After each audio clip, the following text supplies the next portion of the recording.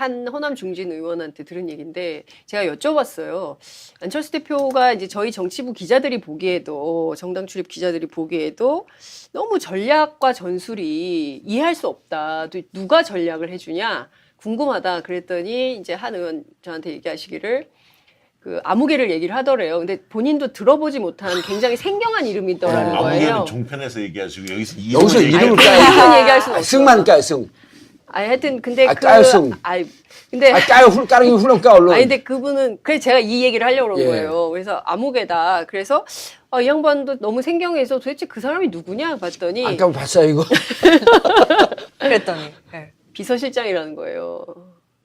그러니까 비서실장하고 전략회의를 한다는 것은 결국은 자기가 네? 송기석이 비서실장 아니에요? 송기석 비서실장 아니에요, 의원이. 송기석 의원 말고 또 한 명 있을걸요? 아닌데, 송기석 의원은 그래도 조금 합리적인 판단을 하는 분인데, 비교적 괜찮은 의원인데, 송기석. 비서실장이 또 있나요? 누가 또 있나요? 하여튼 다른 분이구나. 네, 아. 그래서 이제 그냥 실무자 같은 거예요. 비서실장을 참칭하는데 그거 구속시켜야겠는데? 거기 주로 수행하는 건 뭐 하여튼 그래서 그래서 일단 그럼 통합 얘기부터 좀 들어가 볼까요? 네. 그게 중요한가요, 통합 문제가? 뭐 일단 다뤄야죠. 예. 그럼 남경필, 네, 김세연 네. 다 탈당했죠? 김세연 안 했나요, 아직? 아니요 오늘 오늘 관계 없어요. 오늘 네. 관계 녹화하는 날짜. 김세연은 탈당계를 냈고요. 네. 예. 네. 한국당이 복당 신청한 것으로 알려져 예. 있고 남경필은 실질적으로 이제 탈당 선언을 한 거나 다름없죠. 다만 이제 시간을 좀 두고 한국당 복당을 하겠다 이런 입장인 것 같고요. 원희룡, 오세훈 그다음에 이학재 고민에 좀 빠졌는데 아마 큰 흐름상 이미 뚝이 터졌기 때문에 그건 막을 수 없다. 그래서 뚝이 터졌다. 예, 그래서 제가 볼 때는 추가 탈당 뭐 반드시 있을 것으로 그렇게 보여집니다. 그래서 이제 이 부분이 이제 그 국민의당에 이제 영향을 미치죠. 그래서 국민의당 중립지대에 있는 의원들 이게 한 많으면 한 10여 명 됩니다. 그렇죠. 10명까지 이렇게 예, 나왔었죠. 이분들이 이제 상당히 이제 곤혹스러운 상황이죠. 그리고 실제로 전당대회를 당무위에서 의결을 해서 전당대회에 붙이면 지금까지 이제 그래도 이래도 죽고 저래도 죽고 한식에 주거나 청명에 주거나 마찬가지. 국민의당 입장에서는 당원들의 네. 입장에서는 그래서 막상 전당대회에 붙으면 한 6대4 정도는 그래도 통합적으로 갈 거다. 이런 게 사실은 내부에서 판단인데 이게 지금 어떻게 될지는 좀 더 지켜봐야 할 것 같습니다. 아까 그러니까 어떻게 될 것이다라고 하는 게 좀 더 부정적인 기준일 것 같다.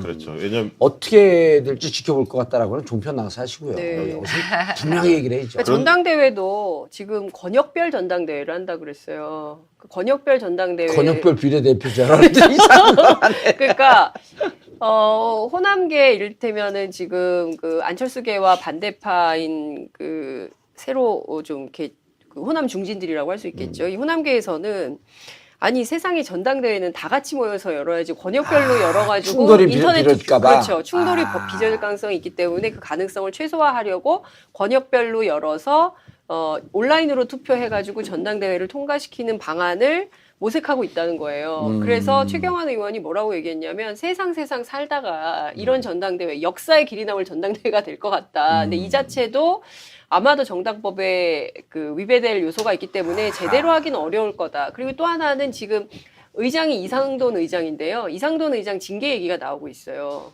전당대회 의장. 예, 전당대회 의장이 전당대회를 열지 않고 회피하고 있기 때문에 이 자체를 문제 삼아서 징계를 한 다음에 아하. 의장 자격을 빼앗아서 새로운 의장을 세워서 전당대회를 한다. 친통합파를 그렇죠. 세워서. 예. 그래서 그럼 이것도 문제 아니냐. 그러니까 왜 이상돈 의장이 전당대회를 열지 않고 있는 것인가에 대한 그 본질에 집중을 해야 되는데 그것이 아니라 열지 않는다는 이 현상, 이 비본질적인 것만 가지고 이상돈 의장을 예컨대 그 징계를 한다면 그것도 받아들이기 어려운 거다. 그러니까 네. 지금 국민의당은 날로 갈수록 진짜 첩첩산중입니다.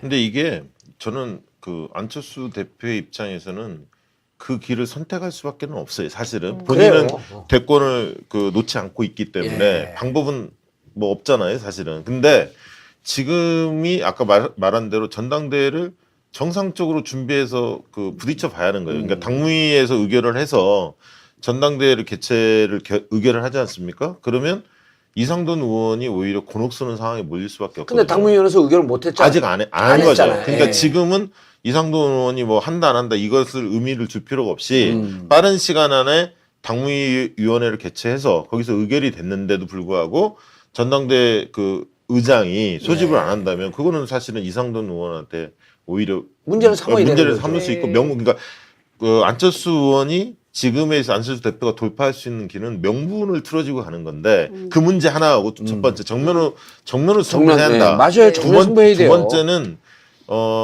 그 비례대표 부분에 있어서 그 출당을 원하는 만약에 통합이 됐을 때 합당이 시인이 됐을 때 출당을 원하는 이상돈 뭐 등등 세 분에 대해서 또 추가로 더 있을 수도 있는데 그분들에 대해서 출당의 길을 열어주는 거죠. 그래서 깔끔하게 어차피 하는 거예요. 뺄쓰는 정치인데 지금 합당하더라도 예. 의석수 줄어드는 건 뭐 불을 보도 그렇죠. 뻔한 거 아닙니까? 그러나 다만 국민 지지도 가지고 명분 틀어주고 한번 해보겠다는 거 아니에요? 예. 그러려면 거기에 맞게 걸맞는 모습을 보여줘야 하는데 꼼수만 배운 거야 지금 안철수 대표가. 왜 그랬어요? 왜 그렇게 정치를 그러니까 했어 진짜. 걱정되더라고. 그 네. 컨설팅을 누가 하는지는 모르겠는데 네. 참 답답하더라고요.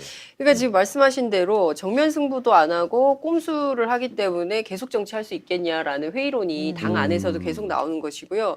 그러니까 초반부터 이 비례대표 제명 문제가 핵심 쟁점이었어요. 그러니까 비례대표 우리가 나가겠다 3, 4명이 그러면 이 사람들을 제명을 해주면 각자 이제 합의위원 형태로 당신들은 통합하고 반통합하는 새로운 정당을 만들어서 각자 자기가 원하는 방식대로 정치를 하면서 경쟁하면 될 거 아니냐 이제 이런 얘기를 했는데 통합파 쪽에서는 반통합파의 이런 주장을 믿지 못하는 거예요. 그러니까 이를테면 나간다고 해놓고 제명에도 안 나갈 가능성이 있다. 제명인데 어떻게 안 나가요? 그러니까 제명 하여튼 무조건 나가는 뭐 거지. 좀 이해할 수 없는 논거들을 들이대면서 얘기를 하기 때문에 그러니까 제가 보기에는 지금 계속 말다툼이에요. 그러니까 아니, 국민들 입장에서는 아마 아휴 찢어지든가 말든가. 점점점 지지율이 떨어지고 아니 우리도 같이 회의를 하다가 저도 정치를 40년 해온 입장 아니에요. 얘기를 하다가 이런 좀 이런 난이 있을까? 그럼 서로 그 지적들을 하거든요. 그러지 말고 정치는 명분이기 때문에 정통으로 나가야 됩니다. 돌파해야 됩니다. 근데 누가 꼼수를 쓰려고 해도 그걸 견제해 주거든요. 근데 안철수 대표는 정말 꼼수. 근데 그 꼼수는 원래 MB처럼 잘 안 보여야 되는데 다 보이죠. 여긴 다 그러니까요. 보여. 이제 제가 얼마 전에 재밌는 얘기를 들었는데 그 한 호남 중진 의원한테 들은 얘기인데 제가 여쭤봤어요. 안철수 대표가 이제 저희 정치부 기자들이 보기에도 정당 출입 기자들이 보기에도 너무 전략과 전술이 이해할 수 없다. 또 누가 전략을 해주냐 궁금하다. 그랬더니 이제 한 의원 저한테 얘기하시기를 그 아무개를 얘기를 하더래요. 근데 본인도 들어보지 못한 굉장히 생경한 이름이더라는 거예요. 아무개는 종편에서 얘기하시고 여기서 여기서 이름을 아니, 까요. 이름은 얘기할 수는 없어. 승만 까요, 승. 하여튼 근데 까요, 승. 근데 까요, 까르기 훌렁 까, 얼른. 근데 그분은 그래 제가 이 얘기를 하려고 그런 예. 거예요. 그래서 아무개다. 그래서 이 양반도 너무 생경해서 도대체 그 사람이 누구냐 봤더니 아까 봤어요, 이거? 그랬더니. 네. 비서실장이라는 거예요. 그러니까 비서실장하고 전략회의를 한다는 것은 결국은 자기가 네? 송기석이 비서실장 아니에요? 송기석 비서실장 아니에요, 의원이. 송기석 의원 말고 또 한 명 있을걸요? 아닌데, 송기석 의원은 그래도 조금 합리적인 판단을 하는 분인데, 비교적 괜찮은 의원인데, 송기석. 비서실장이 또 있나요? 누가 더 있나요? 하여튼 다른 분이구나. 네, 아. 그래서 이제 그냥 실무자 같은 거예요. 비서실장을 참칭하는데 그거 구속시켜야겠는데? 거기 주로 수행하는 건 뭐 하여튼 김모식이? 그래서 그 깜짝 놀랬다. 아. 어떻게 전략을 본인의 비서들하고 회의를 할 수가 있냐. 그래서 본인들은 야 이거 이런 정치는 끝났다. 그래서 하나도 두렵지가 않다. 무슨 결정을 하든 이런 얘기를 제가 하더라고요. 이게 딱 보면 이 정치가 과학의 게임이거든요, 일종의. 지금 당에서 서울시장 준비하는 사람들도요, 자기 보좌관하고, 그 다음 자기 주위 몇몇 사람하고, 이러고 전략을 만들어 가요. 네. 물론, 그럴 수 있어요. 근데 제일 중요한 건 통계 데이터에 근거해서 여의도의 컨설팅 회사나 이런 기획회사들이 있거든요. 이런 데한테 그 계약을 맺어서 정식으로 이들에게 과학적 데이터를 근거해서 뭐로 갈 거냐라고 해야 되는데 민주당 지금 후보들도 보면 저 얘기를 도대체 왜 하고 있지? 아무것도 없는 거예요. 뭔가 과학적 데이터에 근거해서 그래, 제가 왜 이 얘기를 하냐면 네. 비용은 좀 들지만 그 과학적 데이터에 근거해서 정치를 하면 그다음 뭐가 나면 좋은 정치가 나올 개연성이 높아져요. 좋은 정치가 나오면 국민들이 행복한 정치로 가고 정치가 진일보하면 다른 분들이 나도 좀 하면서 정치가 자꾸 발전해야 되는데 우리가 보면 퇴행적 정치를 해. 그러니까 정치인들이 술값으로 비용을 쓰기 전에 네. 컨설팅 회사를 많이 찾아주는 게 좋습니다. 요즘은 네. 술값도 안 써요. 안 써요? 근데 이제 생활비로 정치 세비를 다 근데 쓰는 저는 이제 하나만 말씀드리면 네. 사실은 대선이 끝나자마자 지방선거 1년 뒤에 딱 있는 거잖아요. 근데 대선 때 그 득표 차이가 굉장히 많이 났는데도 불구하고 모든 지금 당대표들이 다시 그 전면에 복귀한 거 아닙니까? 네. 홍준표, 유승민, 그렇습니다. 안철수. 네. 그러니까 그런데 안철수 대표도 마찬가지지만 뭐 유승민 대표도 마찬가지지만 당대표 다 했지만 지지도가 하나도 안 올랐잖아요. 정당이. 그러니까 사람이 죽어야 할 때, 빠져야 할 때를 잘 알아야 하는데 그걸 안 한 거야. 근데 지금 아까 했던 지방선거는 딱 1년 만에 치러진단 예, 말이에요. 예. 그 초유의 그 어떻게 보면 대통령 지도가 그렇게 초강세인 상황에서 그 다음에 적폐청산에 대한 공감도가 높고, 그러니까 구도적인 측면에서 대통령의 힘을 실어달라, 적폐청산을 해야 합니다.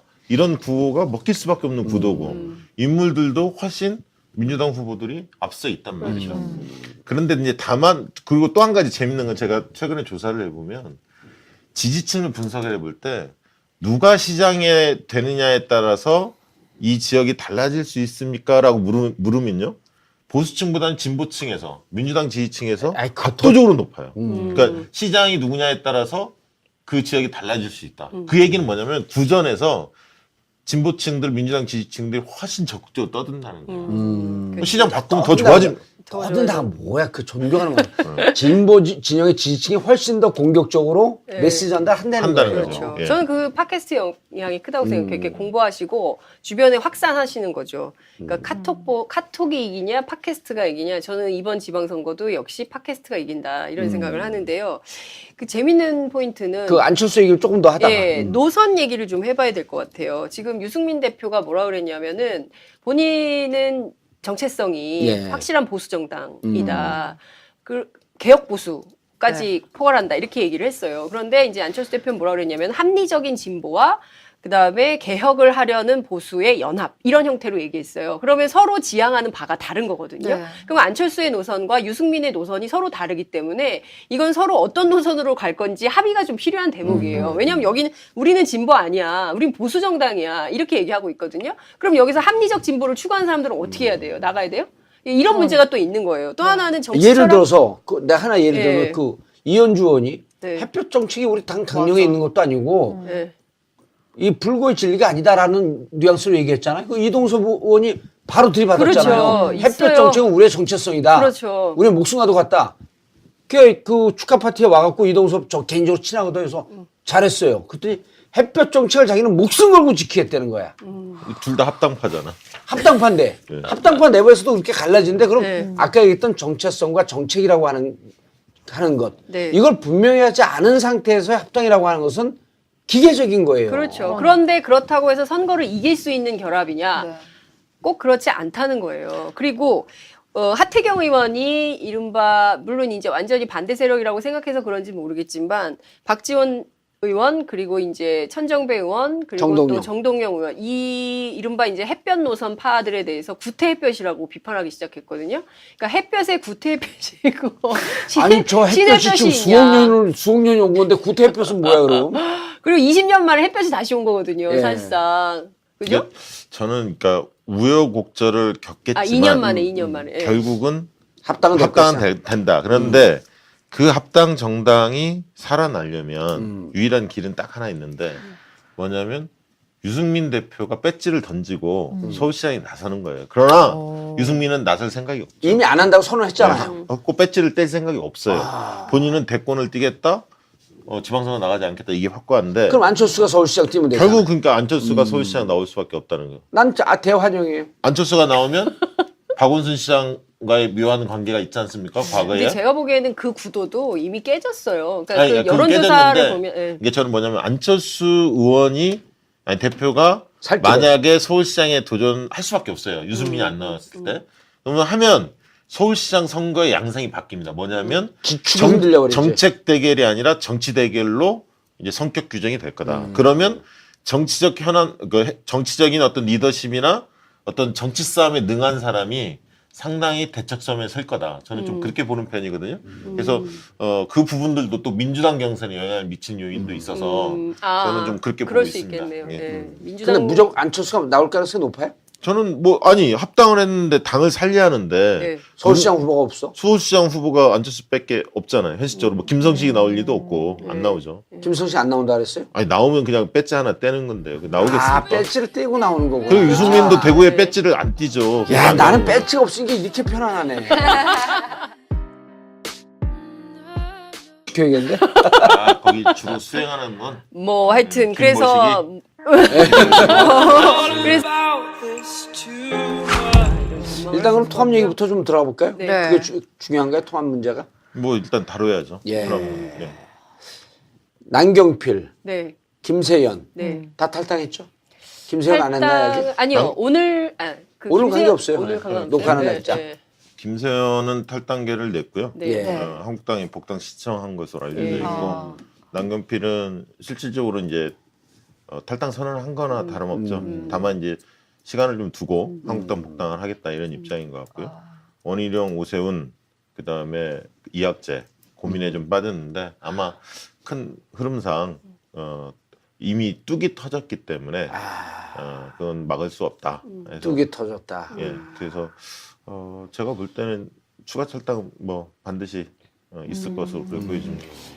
그래서 이제 이 부분이 이제 그 국민의당에 이제 영향을 미치죠. 그래서 국민의당 중립지대에 있는 의원들 이게 한 많으면 한 10여 명 됩니다. 그렇죠. 10명까지 이렇게 예, 나와. 대권을 놓지 않고 있기 때문에 예. 방법은 뭐 없잖아요, 사실은. 근데 지금이 아까 말한 대로 전당대회를 정상적으로 준비해서 부딪혀 봐야 하는 거예요. 그러니까 당무위에서 의결을 해서 전당대회를 의결을 하지 않습니까? 그러면 이상돈 의원이 오히려 곤혹 쓰는 상황에 몰릴 수밖에 없거든요. 근데 당무위원회에서 의결을 못 했잖아요. 아직 안 한 거죠. 했잖아요. 그러니까 예. 지금은 이상돈 의원이 뭐 한다 안 한다 이것을 의미를 줄 필요가 없이 빠른 시간 안에 당무위원회를 개최해서 거기서 의결이 됐는데도 불구하고 전당대 의장이 소집을 안 한다면 그거는 사실은 이상돈 의원한테 오히려 문제를 삼아야 되는 문제를 거죠. 삼을 수 있고 네. 그러니까 안철수 의원이 지금에서 안철수 대표가 돌파할 수 있는 길은 명분을 틀어지고 가는 건데 그 문제 하나하고 첫 번째 정면으로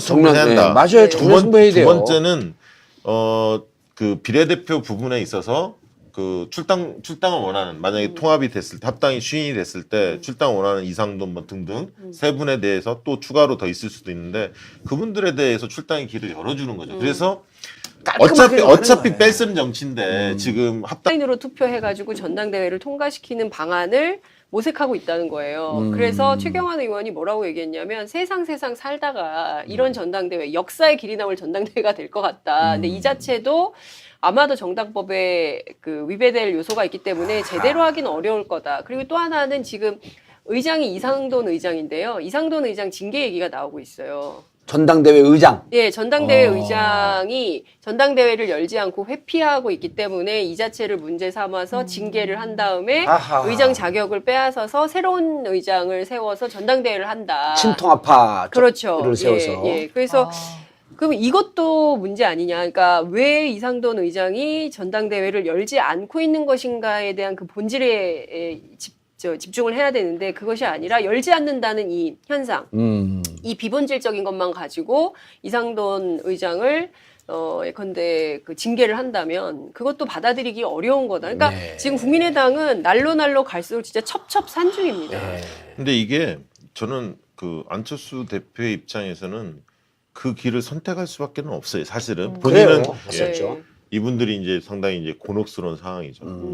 그리고 실제로 전당대회를 당무위에서 의결을 해서 전당대회에 붙이면 지금까지 이제 그래도 이래도 죽고 저래도 죽고 한식에 주거나 청명에 주거나 마찬가지. 국민의당 입장에서는 당원들의 입장에서는 그래서 막상 전당대회에 붙으면 한 6대4 정도는 그래도 통합적으로 갈 거다. 이런 게 사실은 내부에서 판단인데 이게 지금 어떻게 될지는 좀 더 지켜봐야 할 것 같습니다. 아까 그러니까 어떻게 될 것이다라고 하는 게 좀 더 부정적인 예, 기준으로 흘것 부정적으로 같다. 예, 그렇죠. 왜냐면 어떻게 될지 지켜볼 것 같다라고는 종편 나가서 하시고요. 네. 여기서 분명히 얘기를 해야죠. 그러니까 전당대회도 지금 권역별 전당대회를 한다 그랬어요. 그 권역별 전당대회. 권역별 비례대표잖아. 이상한 거 하네. 그러니까 호남계 이를테면은 지금 그 안철수계와 반대파인 그 새로 좀 이렇게 그 호남 중진들이라고 할 수 있겠죠. 이 호남계에서는 아니 세상에 전당대회는 다 같이 모여서 열어야지 권역별로 열어가지고 충돌이 인터넷 빚어질까 봐. 그렇죠. 충돌이